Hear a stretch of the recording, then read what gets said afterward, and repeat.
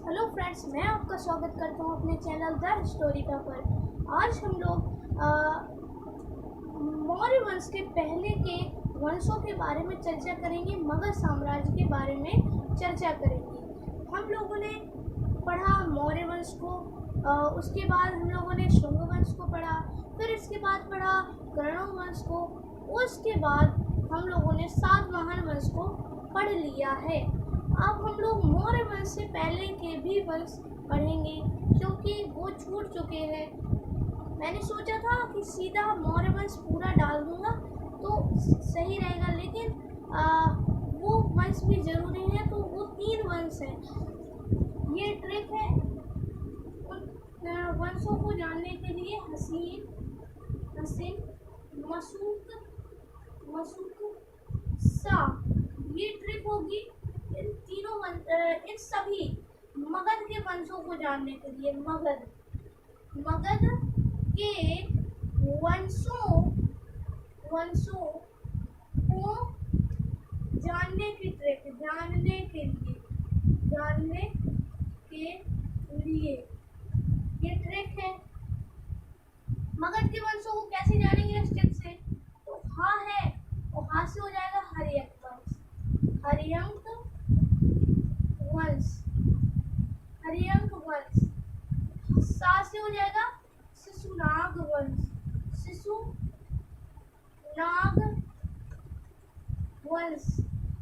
शिशुनाग वंश हो जाएगा। और ना से हो जाएगा नंद वंश।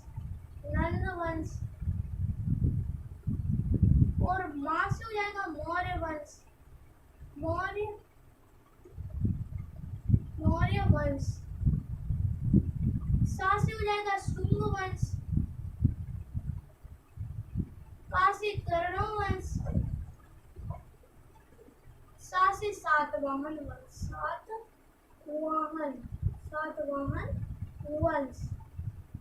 क्या हो गया यहाँ पे? ये ट्रिक से सारे मगध के सारे वंशों को जानने की ट्रिक है ये। इससे हा से हो जाएगा हर्यक वंश। पहला वंश था हर्यक वंश, दूसरा वंश था शिशुनाग वंश, सा से ना से नंद वंश, माँ से मौर्य वंश, सा से शुंग वंश, सा से सातवाहन वंश। समझ रहे होंगे आप लोग इतने में ही कि ये ट्रिक है। इससे मगध साम्राज्य के सभी वंशों को जाना जा सकता है। और मगध साम्राज्य क्या था? तो भारत में, यहाँ देखना, भारत में ये जो भारत का मैप है, भारत में कई उस समय पर जब वैदिक सभ्यता खत्म हुई तो उस समय पर बहुत से 16 बहुत से जनपदों का विकास हुआ। वहाँ पे वैदिक काल में लोहे की खोज हुई, तो जहाँ पर लोहे के बड़े बड़े उद्योग लगने लगे, लोग वहाँ पर बाजार में व्यापार करने के लिए आने लगे, आदि कार्यों के लिए आने लगे। तो क्या हुआ, वो केंद्र जो जनपद थे उनको जनपद कहा जाता था, शहरों को उस समय जनपद कहा जाता था। जो जनपद थे वो महाजनपद बन गए, महाजनपद। और उन महाजनपदों पर बहुत से राजाओं ने बैठकर शासन किया, उनकी गद्दी पर बैठकर शासन किया। उन्हीं में से एक महाजनपद बिहार के पास महाजनपद था, उसका नाम था मगध महाजनपद। यहाँ पे बिहार के पास महाजनपद था, ये बिहार जो है इसके पास महाजनपद था मगध महाजनपद। मगध महाजनपद था, यहाँ पे वैशाली था, ये मगध महाजनपद था। छोटा सा महाजनपद था, बिल्कुल छोटा सा मगध महाजनपद था। तो इस पर महाभारत के अनुसार देखा जाए, पुराणों के अनुसार देखा जाए, तो इस पर पहले तो इनसे भी पहले हर्यक वंश जो था उससे भी पहले एक वंश ने शासन किया था, लेकिन वो अनैतिहासिक रूप से किया था। समझ रहे होंगे आप लोग कि मैं क्या कहना चाहता हूँ? अनऐतिहासिक रूप से मतलब इतिहासकारों को उसका कोई साक्ष्य नहीं मिला है, ऐसा वंश भी रहा है। जैसे हम लोग कह सकते हैं कि हरियाणा में पांडवों ने महाभारत युद्ध लड़ा, लेकिन वो इतिहासकारों को तो नहीं मिला ना। उसी प्रकार यहाँ पर भी एक वंश था, लेकिन वो इतिहासकारों को ना मिलकर धार्मिक पुराणों के अनुसार हम लोगों को मिला है, उसका नाम था बृहद्रथ वंश। तो हम लोग गैर धार्मिक के रूप से अनैतिहासिक रूप से देखें तो अनैतिहासिक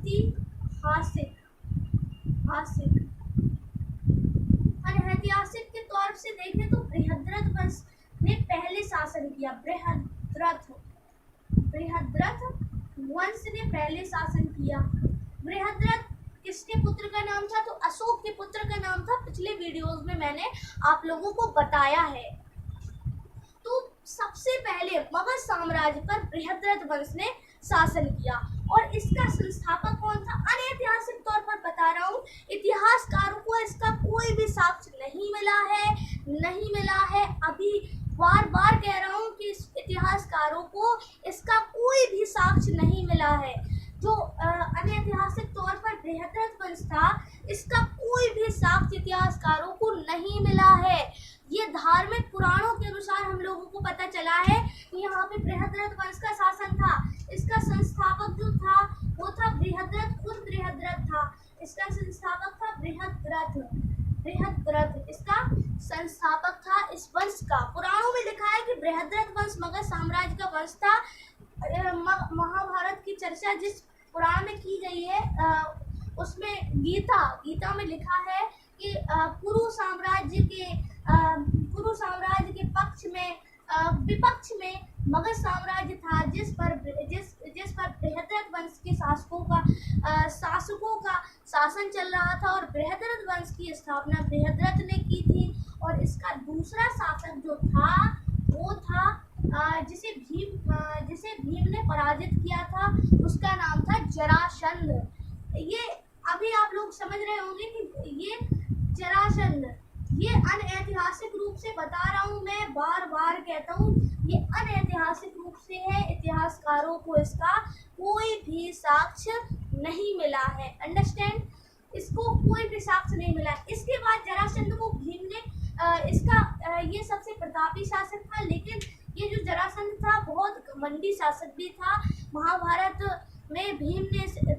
युद्ध में एक पात्र भीम ने इसे पराजित किया था और इसको कहा जाता है कि भीम ने इससे मल्ल युद्ध किया था जरासंध से। और इसका जरासंध का किला यहाँ पर राजगृह में उपस्थित है। जरासंध का किला यहाँ पे मिला है, राजगृह में उपस्थित है। और फिर इसके बाद बना इसका शासक सहदेव शासक बना। सहदेव अगला शासक बना। ये ज्यादा योग्य शासक नहीं था, अयोग्य शासक था। फिर इसके बाद बना रुकपुंजय। इसका अगला शासक था रुकपुंजय।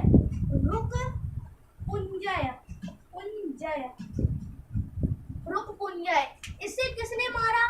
इसे मारा, देखिए, जो मगध साम्राज्य के वंश थे उनको एक दूसरे के शासकों को, जैसे रुकपुंजय है, जैसे मैं यहाँ पे लिख दूं एम, मैं एम से मयंक लिख दूं। यहाँ पे अगर मयंक नाम से किसी लड़के का नाम है मयंक तो बताना कमेंट सेक्शन में।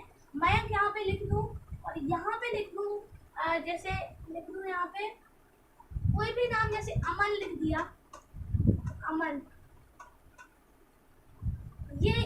ये शासक है, अमन जो है शासक है। जैसे ये गद्दी है, उस पे शासन अमन बैठा है, उसका सेनापति है मयंक। तो मयंक क्या करेगा?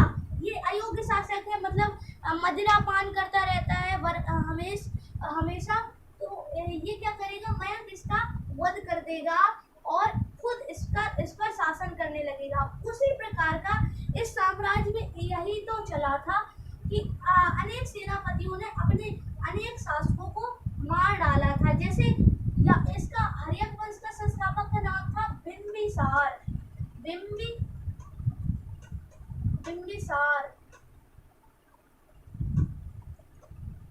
बिंबिसार इसका शासक था, संस्थापक था हर्यक वंश का। हर्यक वंश का संस्थापक कौन था? तो बिंबिसार इसका संस्थापक था। क्यों था, कैसे था? तो जो अनैतिहासिक तौर पर वंश बता रहा हूँ मैं, ये अनैतिहासिक तौर पर वंश बता रहा हूँ। रुकपुंजय इसका जो शासक था, कहा जाता है कि रुकपुंजय को धार्मिक मान्यता के हिसाब से कहा जाता है कि रुकपुंजय को बिंबिसार ने मार डाला था और हर्यक वंश की स्थापना की थी। इस पर मगध साम्राज्य पर हर्यक वंश की स्थापना की थी। तो इसको मैं रेट देता हूँ, रेस कर देता हूँ। और रुकपुंजय को मार कर बैठा था बिंबिसार। अब हम लोग देखेंगे हर्यक वंश के बारे में।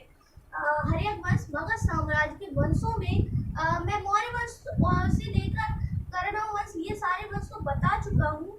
हर्यक वंश देखते हैं हम लोग। हर्यक वंश यहाँ पे हेडिंग डलेगी, हर्यक वंश, हर्यक वंश यहाँ पे हेडिंग पड़ी। आगे देखते हैं तो हर्यक वंश का संस्थापक कौन था? बिंबिसार। ये ऐतिहासिक तौर पर इसके प्रमाण मिले हैं। जो हर्यक वंश है उसके ऐतिहासिक तौर पर प्रमाण मिले हैं। जो इतिहासकार हैं, शोध करते हैं जो इतिहास का, उनको इसके प्रमाण मिले हैं हर्यक वंश के। तो कह सकते हैं ये ऐतिहासिक वंश था और जो बृहद्रथ वंश था वो अनैतिहासिक वंश था। तो बिंबिसार ने हर्यक वंश की स्थापना कर दी। और अगर हम लोग धार्मिक मान्यता के हिसाब से देखा जाए तो इसने रुक्कुंजय का वध करके अपने वंश हर्यक वंश की स्थापना की थी। आगे बढ़ते हैं तो इसने क्या किया था? ये विस्तारवादी नीति का था, मतलब ये युद्ध करके नहीं जीतता था। ये किसी भी साम्राज्य को युद्ध करके नहीं जीतता था। ये किस प्रकार जीतता था? तो ये शादी करके जीतता था, शादी कर लेता था, शादी, विवाह, विवाह थोड़ा सही शब्द रहेगा, विवाह, विवाह करके ये जीतता था। विवाह नीति को अपनाया इसने, विवाह नीति को अपनाया इसने, विवाह नीति को अपनाया।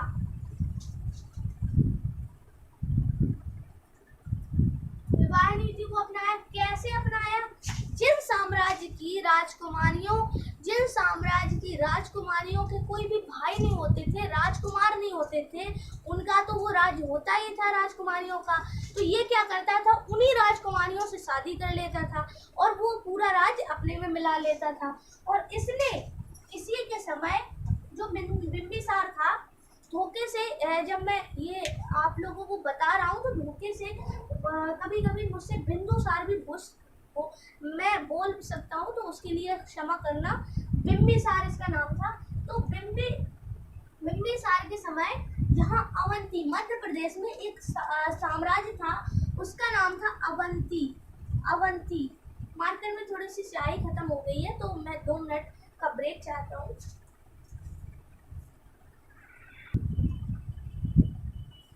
हाँ, तो यहाँ पर जो मध्य प्रदेश का एरिया था वहाँ का राजा था चंद्रप्रद्योत। क्या नाम था राजा का? तो अवंती के राजा, अवंती का राजा चंद्रप्रद्योत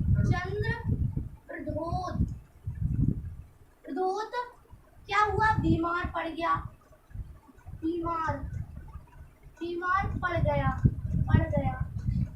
क्या हुआ? बीमार पड़ गया। और इसका जो उपचार था वो कोई भी चिकित्सक नहीं कर पा रहा था। उस समय का कोई भी चिकित्सक इसका इलाज, चंद्रप्रद्योत का इलाज कोई नहीं कर पा रहा था।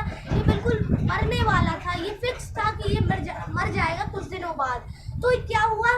चंद्रप्रद्योत को ऐसे बीमार अवस्था में देखकर बिंबिसार, चालाक किस्म का, धूर्त किस्म का व्यक्ति था बिंबिसार, तो इसने क्या किया? अपने राज्य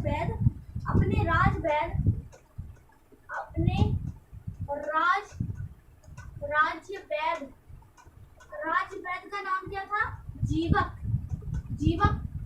को चंद्रप्रद्योत की सेवा में भेजा। CH से मैं इसको प्रदर्शित करता हूँ। चंद्रप्रद्योत की सेवा में भेजा। चंद्रप्रद्योत की सेवा में इसने जीवक को भेजा। अब क्या हुआ? इसी पर बवाल हो गया। यहाँ पे क्या हुआ? जो चंद्रप्रद्योत की सेवा में जीवक को भेजा था, जीवक ने कर दिया उसको ठीक। जो चिकित्सक था जीवक, उसने चंद्रप्रद्योत को कर दिया ठीक। तो चंद्रप्रद्योत इससे बहुत प्रसन्न हुआ कि तुम्हारे राजवैद्य ने मुझे ठीक कर दिया, जीवक ने। तुम क्या चाहते हो बिंबिसार? उसने कहा तुम मेरे साम्राज्य में मिल जाओ, आके मेरे साम्राज्य में अपना साम्राज्य मिला लो। तो ये उसके अधीन हुआ था, मतलब ये नहीं हुआ था कि वो हट गया होगा साम्राज्य से चंद्रप्रद्योत, ये नहीं हुआ था, वो अधीन हो गया था इसके। फिर बाद में चलकर जब चंद्र प्रद्योत का वंश खत्म हुआ तो इसका बिंबिसार के अधिकार में आ गया था ये अवंती। यहाँ पे ये इसकी नीतियाँ थी बिंबिसार की। आगे चलकर ये बहुत अधिक समय तक ये शासक बना रहा। बिंबिसार बहुत अधिक समय तक शासक बना रहा। तो इसका पुत्र था, उसका नाम था अजातशत्रु। उसके पुत्र का नाम था अजातशत्रु। पुत्र का नाम क्या था? अजातशत्रु। अजातशत्रु ने क्या किया? अजातशत्रु ने इसकी हत्या कर दी और पितृहंता उपाधि धारण की। पितृहंता उपाधि, पितृहंता।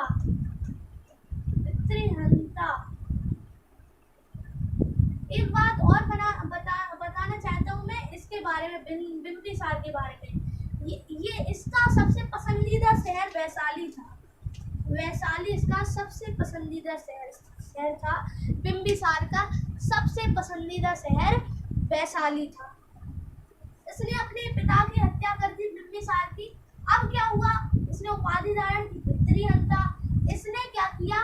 वैशाली पर आक्रमण कर दिया। वैशाली पर आक्रमण।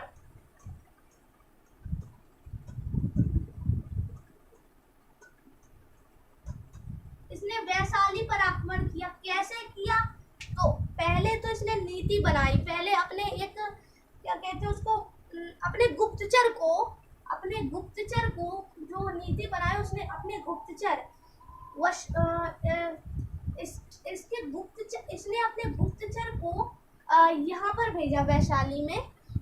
इसके गुप्तचर ने इसके गुप्तचर का नाम क्या था? तो गुप्तचर का नाम था वर्षकार। इसके गुप्तचर का नाम था वर्षकार। तो इसने अपने गुप्तचर को, जो वर्षकार था, इसको पहले उसके साम्राज्य में भेजा वैशाली में। क्या किया? एक ब्राह्मण देव बन के ये गया वहाँ पे। गुप्तचर ब्राह्मण देव का भेष धारण किया और वहाँ पे गया और उसकी सारी नीतियाँ, उसका जितना सैन्य व्यवस्था, उसके साम्राज्य की व्यवस्था सारी पता कर ली इसने। जो इसका नाम क्या था? वर्षकार। इसने सारी व्यवस्था को जान लिया। फिर इसके बाद इसने कहा अब आक्रमण कर लिया। तो इसने क्या किया? आक्रमण कर दिया। वर्षकार इसने आक्रमण किया तो दो और नए हथियारों का प्रयोग किया। देखो, इसने दो और नए हथियारों का प्रयोग किया है। उनका नाम था महाशिलाकंटक। पहला था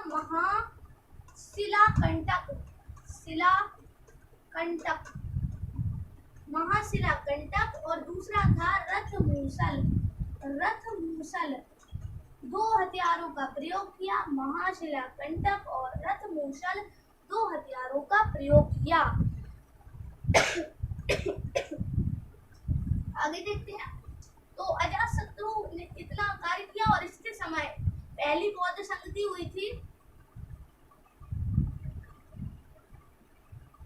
पहली बौद्ध संगति हुई थी 483 ईसा पूर्व। पहली बौद्ध संगति ईसा पूर्व 483 ईसा पूर्व में, इसके समय अजातशत्रु के समय बौद्ध संगति आयोजित करवाई थी इसने। अजातशत्रु ने इस अध्यक्ष कौन बना था? तो इसका अध्यक्ष बना था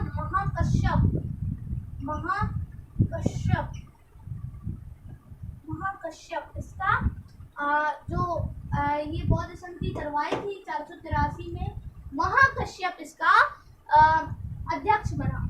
समझ गए होंगे। 4 बौद्ध संगति हुई थी कुल मिला के। पहली बौद्ध संगति 483 ईसा पूर्व में अजातशत्रु ने करवाई थी। महाकश्यप इसका अध्यक्ष था।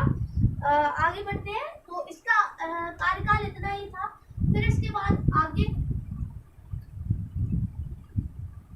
ये मैं मेट के थोड़ा सा बड़ा कर लेता हूँ, मगर साम्राज्य थोड़ा धीमे धीमे बढ़ता चला गया और इतना बड़ा हो गया था बाद में जाके। तो ये इतना बड़ा हो गया था अजातशत्रु के साथ। आगे बढ़ते हैं। इसके बाद इसका पुत्र बना उदयन नाम था इसके पुत्र का। इसने भी अपने पिता की हत्या का नाम क्या था? अजातशत्रु था। इसका नाम पड़ गया पितृहंता। पितृहंता इसका नाम पड़ गया। तो इसका नाम क्या पड़ा? पितृहंता। इसने क्या की थी, क्या किया था? तो इसने अपने पिता की हत्या की थी। आगे बढ़ते हैं 2 मिनट।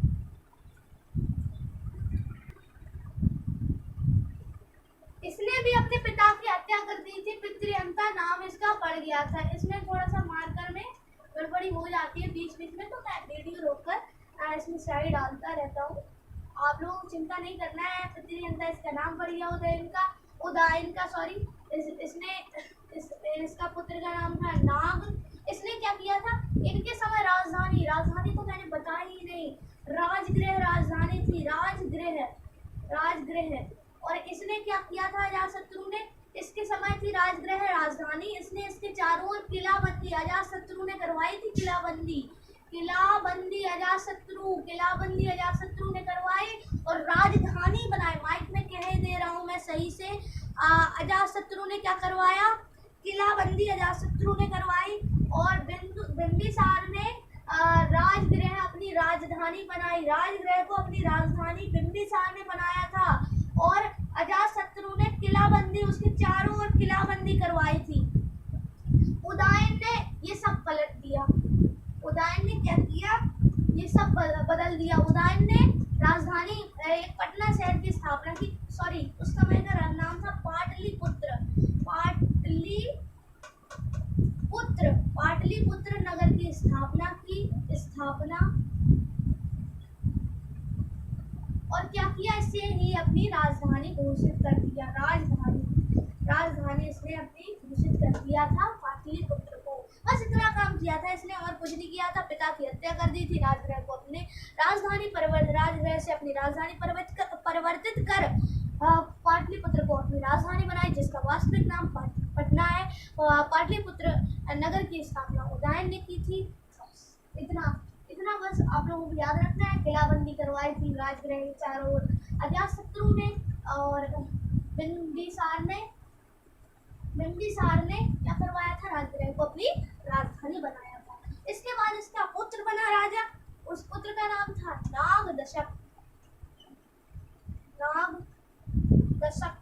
नागदशक। ये था क्या था? ये था बुड़बक, मतलब इसको कुछ नहीं आता था। योग्य शासक था। इसकी हत्या कर दी शिशुनाग ने। शिशुनाग नाम का सेनापति रखा इसने। सेनापति का नाम क्या था? तो शिशुनाग। ये था अयोग्य शासक, तो शिशुनाग ने इसकी जाकर के हत्या कर दी। ये है नागदशक और ये है शिशुनाग। इसने जाकर के इसको भाला घुसेड़ दिया। खत्म, समाप्त, टाटा बाय बाय। नागदशक का वंश का यही अंतिम शासक था इस हर्यक वंश का। फिर इसके बाद शिशुनाग वंश की स्थापना हुई। तो हम लोगों ने आज हर्यक वंश को समझ लिया है। आशा करते हैं आप लोगों को वीडियो बहुत पसंद आया होगा। आगे बढ़ेंगे 2 मिनट।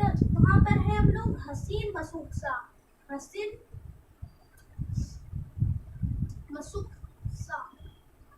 हम लोगों ने यहाँ मौर्य वंश, सुंग वंश, कर्ण वंश, सातवाहन वंश, ये सारे वंश यहाँ से पढ़ लिए हैं। समझ चुके होंगे आप लोग। पिछले वीडियोस में ये वंश डले हुए हैं, तो आप कृपया करके पहले उन वीडियोस को देख लीजिए। फिर इसके बाद पहले इस वाले वीडियो को देखना, फिर इसके बाद इस वाले वीडियो को देखना, शिशुनाग के वीडियो को, फिर नंद वंश के वीडियो को देखना, फिर मौर्य वंश के वीडियो को देखना। पैसे तो मैंने डाल दिए, तो आप लोगों को देखना तो पड़ेगा ही। देख लिया होगा आपने, बहुत दिनों के डले हैं। तो हर्यक वंश आज मैंने आप लोगों को बता दिया है। हर्यक वंश, हर्यक वंश आप लोगों को बता दिया है। कल बताऊंगा शिशुनाग वंश, अगले वीडियो में बताऊंगा नंद वंश, फिर यहाँ पर मगध साम्राज्य समाप्त हो जाएगा। फिर इसके बाद पढ़ेंगे इंडो ग्रीक, कुषाण, पल्लव, शक, ये जो विदेशी आक्रमण हुए थे मौर्य उत्तर काल के बाद, उनके बारे में पढ़ेंगे। तो ये तो अभी हर्यक वंश निपटा दिया मैंने और इसका संस्थापक भी बता दिया है शिशुनाग वंश का संस्थापक शिशुनाग। पूरा वीडियो देखना आप लोग, तभी समझ में आएगा। और पूरे जितने वीडियोस डले हैं उनको जरूर देखना, नहीं तो कुछ समझ में नहीं आने वाला है। ऐसा वीडियो देखना बेकार है आप लोगों के लिए। देखा ही मत करिए। मैं आप लोगों को बता रहा हूँ, देखा ही मत करिए। ऐसा वीडियो बेकार है, ऐसा वीडियो देखना बेकार है भाई। जब ये शुरुआत के वंश नहीं पढ़ेंगे, आप शुरुआत के वीडियो नहीं देखेंगे, ये बीच बीच में वीडियो स्किप करके देखते रहते हैं, इससे क्या फायदा है? पूरा वीडियो देखिए भाई। मिलते हैं नेक्स्ट वीडियो में, तब तक के लिए बाय बाय, जय।